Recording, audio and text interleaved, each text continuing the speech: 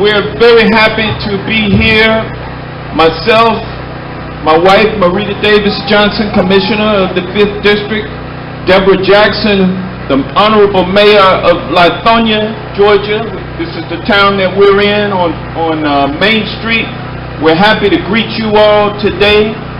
Thank you all for coming. And I tell you all, it's good for the community to sometimes come together and break bread. Don't you agree?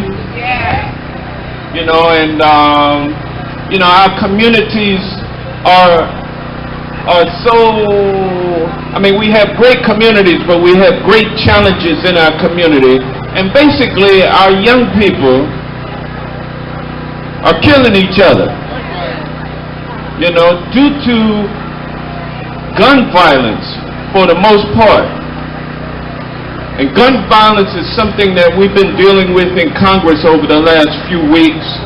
You know, every time that there's a mass shooting, mass being 4 or more people shot and killed in one particular transaction, that's a mass homicide here in America as defined by the FBI. But what we usually do is we don't deal with all of the mass homicides that occur in urban communities when they occur in Congress. We always react to a terrorist event where there are mass casualties by way of shootings and also bombings. And our tradition in Congress is for everybody to, you know, stop what you're doing when we get to the House floor and offer a moment of silence for the victims. Even though we got mass murders that are happening every weekend on the streets of America, we just pause when there's an act of terrorism. And colleagues of mine and myself who are in the House have gotten tired of just pausing for a moment of silence. You pause for 15 seconds, bow your head like you're praying, and then, you know, they gavel it back in, and then everybody goes back to the same conversation that they were in before they stopped for the moment of silence. And so people realize that Congress has power. Congress can do something about these mass killings that are occurring, usually by people who should not have a firearm in the first place. People who have committed violent crimes in the past. Those are the people that's preying on our communities. They should not be able to go out and purchase a gun, and purchase any kind of gun, including one that was made for the battlefield. We got battlefield weapons now, ladies and gentlemen, coming onto our streets. And you can go to a gun show and purchase an assault weapon that's made for the battlefield.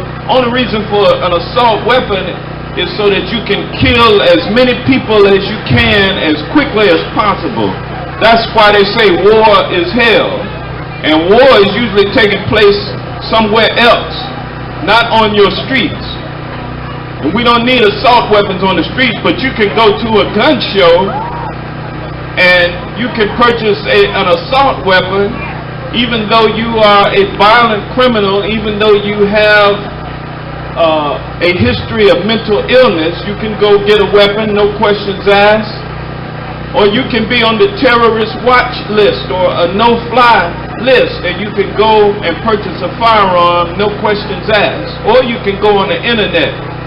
So at the internet and gun shows, you can get whatever gun you want, long as you can pay the price that they're asking, no questions asked, and then you can end up doing whatever you want to do with that gun, and then we'll come back in Congress and offer a moment of silence for the victims.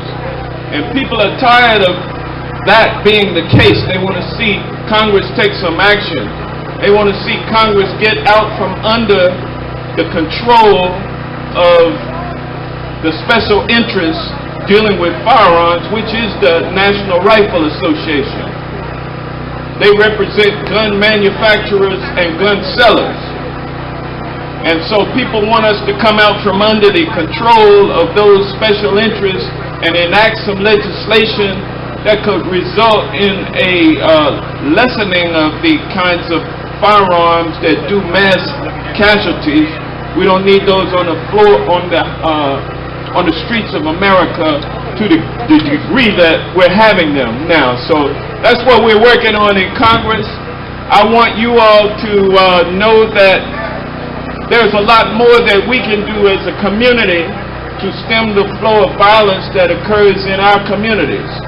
One of the things we can do is by having events like this, where we all come together and break bread and get to know each other. Those kind of things help.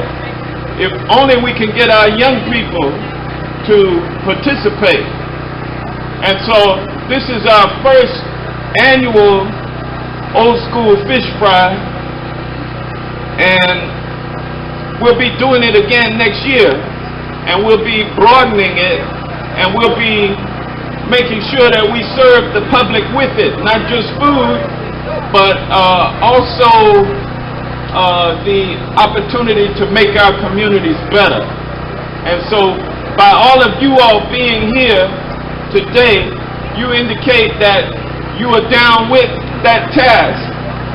It's going to take all of us. And so I got my wife, they don't want to hear what I got to say, because I guess they don't think it's valuable, but I really want you to hear and understand the seriousness that I take where we are right now as a community. And I think it's going to take each one of us to help make our community stronger, help make it safer, and help make it more prosperous. And so that's why I'm here to represent you, and I appreciate so much you all allowing me to do what I do. And you all, I love you. And thank y'all so much. I'm sorry for taking up too much of your time. Thank y'all.